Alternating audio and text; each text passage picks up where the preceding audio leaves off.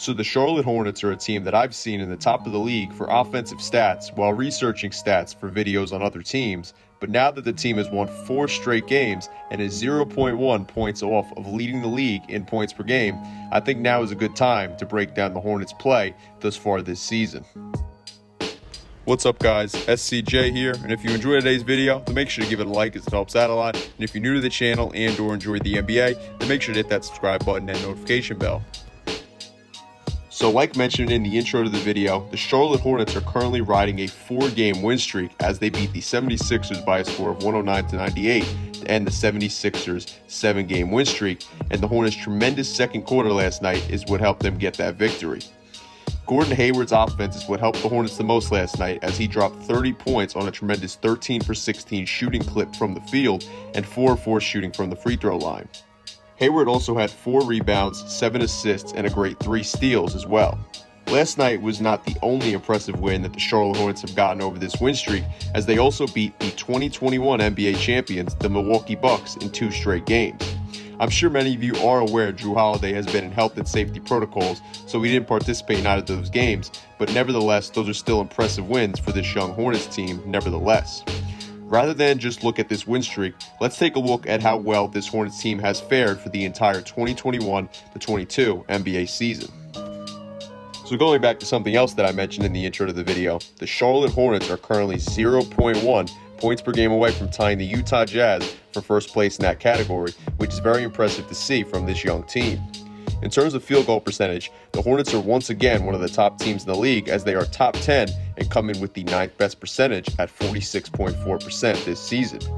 In terms of three-point shooting, they are much better as they are in 3rd place with 37.5% from three-point range and once again are 0.1 off of the next team up as they're 0.1% from tying the Miami Heat for 2nd place in that category. They are once again a top 3 team in assists per game, coming in with 27.1 assists per game this season. In terms of turnovers and steals, the Hornets are superb, coming in with the 6th least amount of turnovers as well as the 4th most steals per game. Then wrapping up their offensive numbers, the team has averaged the 8th most blocks as well this season. Now, the Hornets' biggest red flag this season has been their defense. The team comes in with the 5th worst defensive rating in the league for this season. However, the Hornets have actually improved their defense a bit as of late, and if we look at the team's play over the last 3 weeks, the Hornets are a top 10 team as they come in with the 9th best defensive rating since December 20th. The team has not been a top 10 team in any category for this season. However, over the past 3 weeks, it seems what helped their team improve their defense is that they've prevented teams from scoring in the paint, as they've allowed the 5th fewest amount of points in the paint since December 20th. On the season, the Hornets are giving up the 2nd highest amount of points to their opponents. However, if we look at the team's defense over the past 3 weeks, once again, while they are not a top 10 team, they are the 13th best team, and they trim off nearly 6 points off that average as they go from 115.5 points to 109.7 points per game given up to their opponents. Like mentioned before, the team is not top 10 in any defensive stats for the season, but over the past 3 weeks, their opponents have shot the 5th worst percentage from the field in the entire NBA. Now, one thing that's also helped them is something that they can't control, and that is that their opponents have shot the 9th worst percentage from the free throw line, so whenever they've sent their opponents to the line, they've caught at least a bit of a break.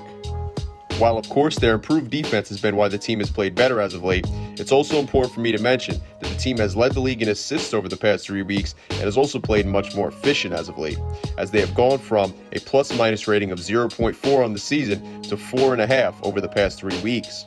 So the Hornets' improved defense and play has been great to see from this young group, and it's not as if they haven't played good teams over the past 3 weeks, as they played playoff teams such as the Jazz, Nuggets, Suns, Wizards, Bucks, and 76ers. Another thing that's been big for the Charlotte Hornets has been the individual play of their players. As of late, they've played more like a team, leading the league in assists and being top 10 in plus-minus over the past 3 weeks. But on the season, they have 6 guys averaging double-digit point totals and 5 guys averaging over 16 points per game. That shouldn't surprise you, though, with the fact that they're 0.1 points off of averaging the most points per game on the season.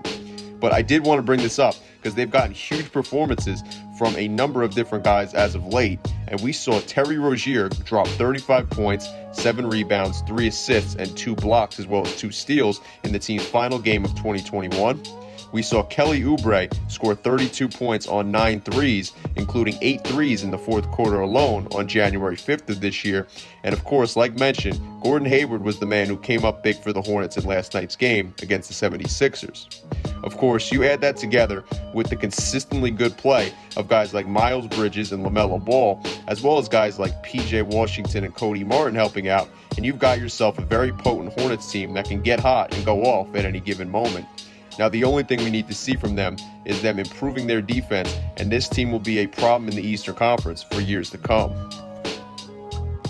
So anyway, guys, that's the breakdown on this Charlotte Hornets team and what they need to fix. But I want to know what you guys think about this Hornets team, any of their players, or just anything that have to do with the team down below in the comment section.